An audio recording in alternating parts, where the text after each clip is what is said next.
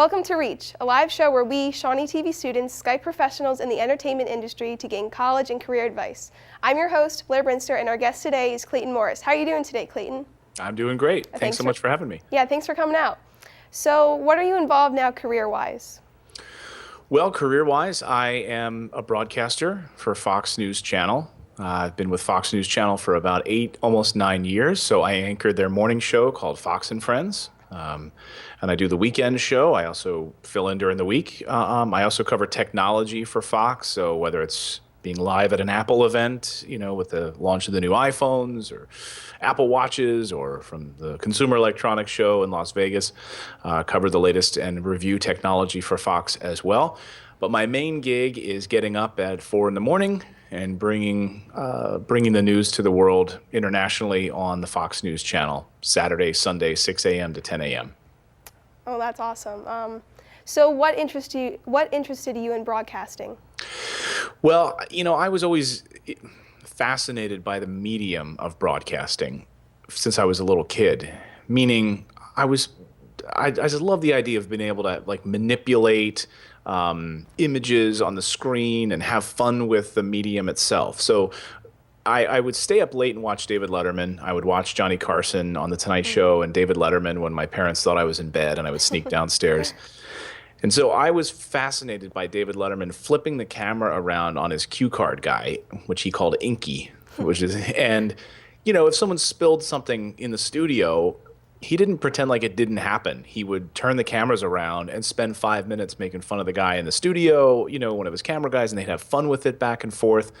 And I love that he was able to break down that wall between the viewers and home, and to kind of flip around, you actually saw what cameras looked like. Before it was always front-facing. You would just see the person presenting or doing comedy, etc. And there was no real interaction with the audience. There was no kind of lifting the veil of TV. He would, take shots in the control booth and show the director. And I think his director's name was Hal. And he would say, they had a camera mounted in the control booth, and he would check in with Hal. Be like, Hal, what are we doing? And they'd take a shot in the control booth, and that was unheard of back then. So I just became, and I loved what he was able to do with sort of medium of television, and I loved that. And so I would make home videos in my basement with my best friend. We do fake newscasts and, edit home videos on tape together and on our old VHS tapes, and try to make little comedy sketches and things like that. So I, as a kid, was always really obsessed with the idea of communication through television and through broadcasting, whether it's radio or television. Great. So where did you go to college? Did you go to college for this? I did, in a way. I went to the University of Pittsburgh, and I was kind of, I grew up in Pennsylvania outside of Philadelphia and went to the University of Pittsburgh. And Pittsburgh has a rich history in broadcasting. First radio station in the country is from Pittsburgh. I think it was founded in some guy's garage, the first radio station in this country. So there's a rich history there. And they didn't really have a broadcasting major, which in hindsight was kind of idiotic of me to go there for broadcasting. But I kind of was trying to figure out what I wanted to do. And the beauty of that school was that I was able to design my own major. So I had to get it approved by the dean. So I designed my own broadcasting major and got it approved by the dean. I cobbled together a whole bunch of different classes, but I really made it like an internship-based major. So that I got to go to local TV stations in the city of Pittsburgh and and have an internship and have it count towards my credit hours. I also took journalism, broadcast journalism, writing, or just writing for television as a classes. So I kind of built this major that the dean then later said they were going to take as a design to turn into an actual broadcasting major. And I also had a history degree, so I graduated with 2 majors, one that I created and a history major at the University of Pittsburgh. Wow, that's very impressive. A lot of initiative there on your part. Do you have any advice for getting those internships and production work even at the high school and college level? Well, I think I always try to, now in my career, I do a lot of other things, but I always try to tell people, try to build the lifestyle that you want, right? And think from the end and reverse engineer it. So what is it that you would want to accomplish with an internship? And think about that. So do you want to be a writer for TV? Or do you want to be a copywriter? Or do you want to be a newspaper writer? Or whatever it is, think of the end first and then kind of reverse engineer it. And think about the ladder that you should climb to kind of along that path to help you. So for instance, let's just take as an example, being on camera and actually doing television. Well, first of all, think about why you want to do that. Like, do you want to just do that because you think it'll make you famous? That's not a good reason. Or do you really love it like I do? I love the medium of television and I love the ability to communicate. So I'm kind of fascinated by how it all works, right? The pipes and the tubes and the lights and all of that stuff. And so start with that question first. Like, what I want to accomplish with this internship? So let's just say, for the example, you want to be on camera and you want to do the news, or you want to be on television in some capacity as a host. Okay, well then what internships, what would help me along that path? Well, probably being around a show where there's live television happening, where there's cameras and there's actual hosts and there's anchors and there's news actually happening. And what is happening behind the scenes that I could then be a part of and see how this all unfolds. So my internships early on took place at a local cable access station in Pittsburgh. And I got to see how they would shoot these little local access shows. They were sort of interview shows with some local city councilmen and things like that. I mean, it was, not terribly exciting stuff, but it was important to the community. And I got to see how the cameras were positioned, how things unfolded in the control room. And I was running cameras, I got to hold cameras and run it. And I got to see cutaway shots and tight shots and framing up different shots. And I got to learn all of those things and what went on with the director and the technical director. So all of these pieces I have knowledge of because of those internships. And so start with the end in mind and then reverse engineer it from there to figure out, what exactly and how to get there. Oh, great. So what's your experience with, getting scholarships, financing your tuition, making it affordable so you could go to college? Well, I didn't grow up in a rich family, so I ended up getting, student aid and obviously had paid back my student loans over the years. And I went to an in-state school, which helped. But I think, I think a lot of, there's so many opportunities, I think, out there at different schools for people looking for careers in broadcasting. If you just do a little bit of research these days, there are grants. My mom spends quite a bit of time doing grants in her nonprofit. And so there's so many things available out there, not necessarily that would cover your full college tuition, but maybe it's enough that would cover a semester, a couple semesters. So just look into it, do some research. God knows things have changed since I went to college. So I hardly even had access to the internet when I started. Right. So, you talked about having internships, you made your own major. So how did you get your foot in the door before you feel like you made your first big break, you were really going places? Well, after college, a couple of my friends had moved out to Los Angeles. Knowing what I know now, I don't think I would have done this, but I said to my dad, I think I want to work in TV. I thought I wanted to work in late night television. I didn't know what I wanted to do. I just knew that I wanted to be around television. So I just moved out to Los Angeles. He said, if you know you need to go, then just go. And I think the biggest thing that I learned from that is don't get analysis paralysis. If you're 80% sure, you just got to go and do it. Just do it. Mm-hmm. Because nothing happens unless you take action. Nothing. A rock is not going to move on its own unless you push it. So I had a best friend, Andy, and we both lived in Reading, Pennsylvania. And he was going to move with me. And we were ready to do it. I took the initiative. I found the apartment. I rented a U-Haul truck. I slapped my '89 Ford Escort on the back of this thing. I was all set to go. And literally like 2 days before we were set to move, he said he's not going to go, that he just didn't think he had the money yet, and he just was making up excuses. He's still living in Reading, Pennsylvania. I moved out to Los Angeles and started a career in television, even though it was the number 2 market in the country. I should have probably moved to Montana first to start in TV. I was a production assistant at a Fox affiliate in Los Angeles. I just got my foot in the door as a production assistant, and I just kind of worked my way up. I sought some advice, and they said, if you want to make it in this business, you got to leave Los Angeles to go to a small market. So I moved then to Montana, to Helena, Montana.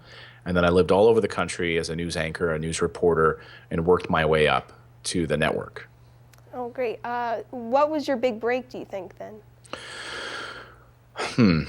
That's a good question. I think my big break, really was at the network level. I was in Philadelphia, anchoring Good Day Philadelphia for Fox, for the local Fox affiliate, Fox 29, and it was the number four market in the country. So a great market and huge audience. And I was anchoring their morning show, Good Day Philadelphia, and lo and behold, I got a call, or my agent got a call from Fox News Channel and said, "We've been watching your career for a number of years, and we would like to speak with you." I said, "Whoa, you've been watching me for, that's interesting." So I went up and met with them, and they said, we love that you have fun in the mornings. We love what you bring to the show. We want to make our show fun and young and bring that vibe to Fox and Friends. So, and I was with them for a couple of months before they sort of made an official offer to make me there, to bring me there.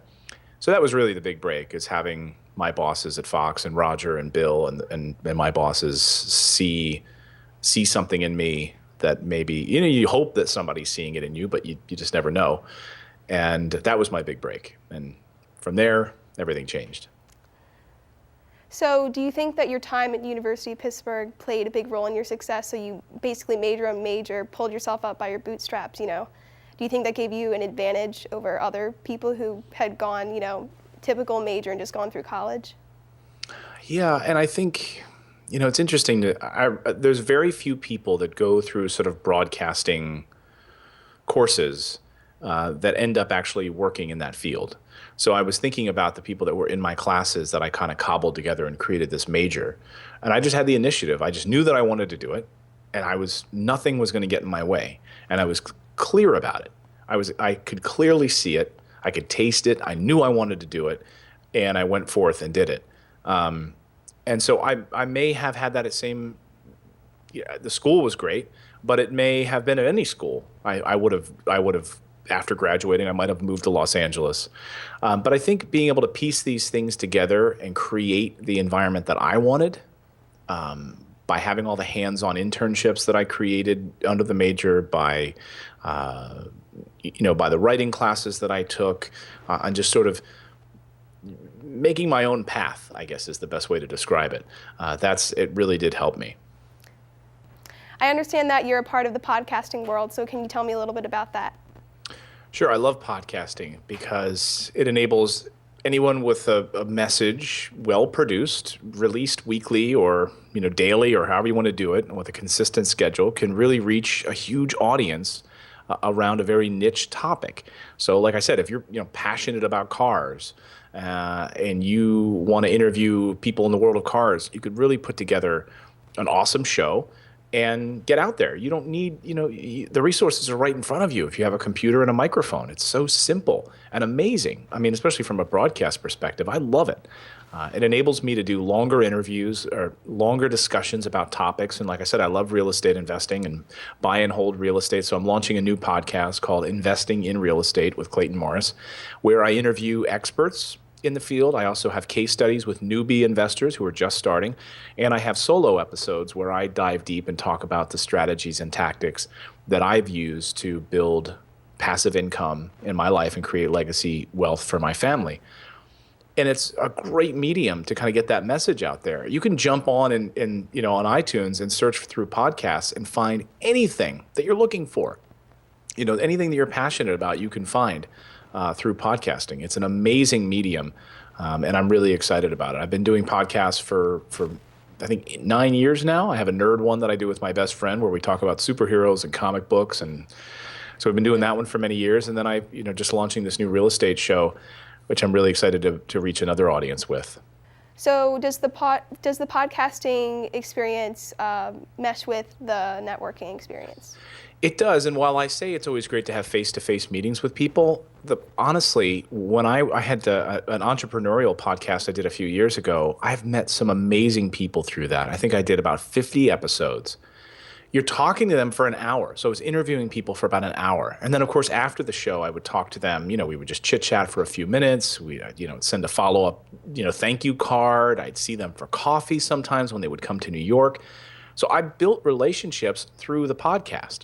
It's amazing. You really can do it. I mean, I've already experienced this with my new podcast, just building relationships, and it really can be a powerful, powerful medium, especially to put yourself out there in that expert capacity around a topic that you're passionate about. Again, if it's a small community, I keep coming back to the car analogy, right? And I don't know anything about cars, but I'm saying if you did, and there were like maybe 10, 20, 30, 40, 50 people who you knew in the car world were like the guys and girls who write the great articles about cars, who write for Hot Rod magazine or whatever, and you got them on your show and you developed these relationships through email first and then you had them on your show, you're sucked into that world and you're automatically networking with those people. So it's really a powerful way then to take the next steps. And then, you've already sort of made those relationships, and it wouldn't be hurtful then, a few weeks later to follow up with an email and say, hey, thanks so much for being on my show. I really appreciate it. Your episode is now live. And by the way, I'd love to take you out for coffee when you're in town. And maybe I have a question. I really want to get started with this. Could you maybe point me in the right direction? And because they were a guest on your show, you did them a favor by promoting their content for an hour. Now it's like a natural kind of scratch your back, scratch my back kind of thing. Yeah, I'll make an introduction for you. Sure, why not? You want to become a writer at Hot Rod Magazine? Well, I'll introduce you to the editor. It's a natural flow. I mean, it happens all the time. All right, cool. So now we're going to do a series of quicker answers. So here we go.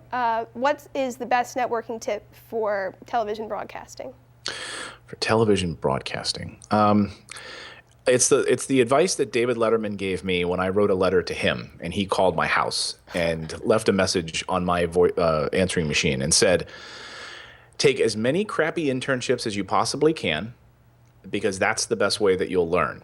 And he was absolutely right. So those internships led to experience. And while I didn't necessarily work in Pittsburgh, those early jobs gave me the foundation for a career. I see it all the time at Fox with the interns that come through. They end up becoming producers. Many of them have gone on to become executives.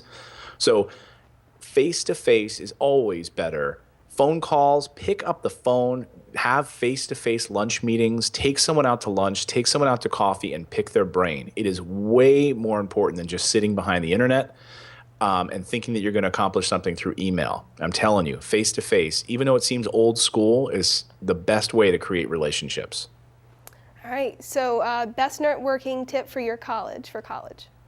You mean at college, while you're at college? Yeah, I guess so. Yeah, maybe keeping in touch or trying to get a crew together, stuff like that. If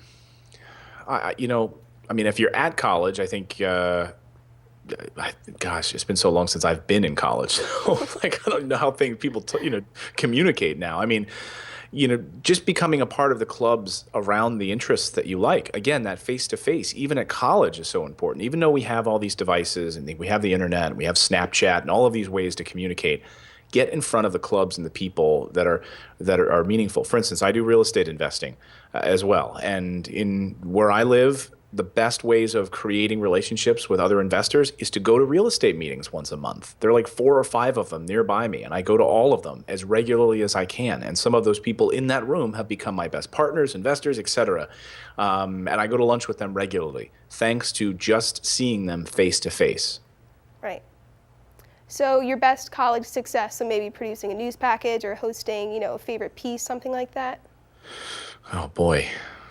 I think my best college success, I didn't really do a lot of that, to be honest with you. It wasn't until I got out at Fox in LA that I actually was able to put those things together. I think my biggest accomplishment, I think, was creating my own major where there didn't exist one in broadcasting, and just being resourceful.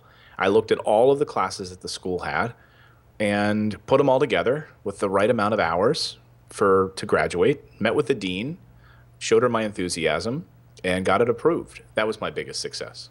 Right. So similar like that, but for your career, so your best career success story. My biggest career success story.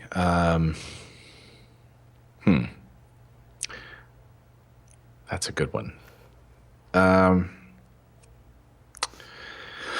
that's a tough one. I don't know. I've been blessed with, a lot of big interviews, presidents and presidential candidates and senators and just in wonderful stories over the years. I think, I th yeah, I think maybe my biggest success story is honestly getting to Fox News Channel. It's a network. It's the number one network in the world. I get to anchor the number one morning show in the world, and that is not lost on me. So that's probably my biggest success story. Actually, maybe even bigger. I met my wife as she was a guest on our show, and we ended up getting married as a result of that. That is amazing. So, what about your worst career mistake? That's easy. It's 4 hours of live television, so you're going to say something stupid. Right. I think one big mistake when people are getting started is to really to not care about the opinions of others. I think that's an important thing to remember.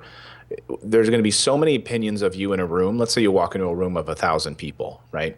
Well, my show is on in front of 2 million people. So there are 2 million different opinions of me across the world and across the country at any given moment. Some people are going to hate me. Some people are going to think I'm funny. Some people are going to love me. Some are going to absolutely detest me. It's not to get caught up in any of those things, because none of them are true. The only opinion of you that matters is the one that you have of yourself, right? So it doesn't really matter what anyone thinks, right? Just be true to yourself. And I think early on, my mistake would be getting wrapped up in the negativity. Or if I got a negative comment, whether it was on Twitter or a negative email, I would spend like 2 hours responding to someone via email with like lengthy paragraphs trying to refute. I mean, it was ridiculous. Don't do it. Life's too short. And, that stuff goes away anyway. But I did on the air one time make a stupid remark about something. And, like a week later, I came back and I realized it was an idiot thing to say. It was ignorant, it was ignorant. And I felt bad about it. And I kind of went off for like 2 minutes and explained why I thought it was a stupid thing to say. So, you're bound to say something stupid in live television, but just move on. Don't dwell on it, as long as you're true to yourself. All right. Yeah, that's a really important message. What about your worst college mistake, if there was one, because you did make your own major? So. Yeah, I didn't do very well my freshman year. That was my biggest college mistake. I mean, I was very close to failing out of my freshman year. I think it was because I had a lot of math classes and I wasn't inherently good at math. So I really struggled my freshman year. And I don't remember what my GPA was, but it was not good.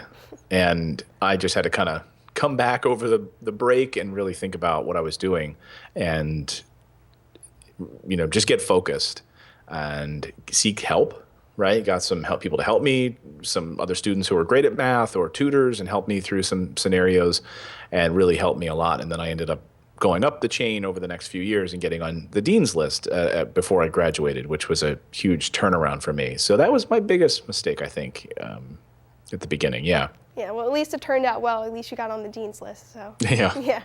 All right, so our last closing question is just a piece of advice. So what would you say to someone who aspires to have a career like yours? So with the broadcasting and then your real estate thing on the side, someone who pushes their self to do their best. Do it for the right reasons, not because you think someone wants you to do it, or because you want to be famous, or because you see other people doing it, so you think you need to do it. If you really love cars, okay, and you really love working on cars, and that's your passion, you dream about it, you think about it nonstop, well, reverse engineer that and figure out how you can make a career being around cars, right? Otherwise, you're going to be miserable.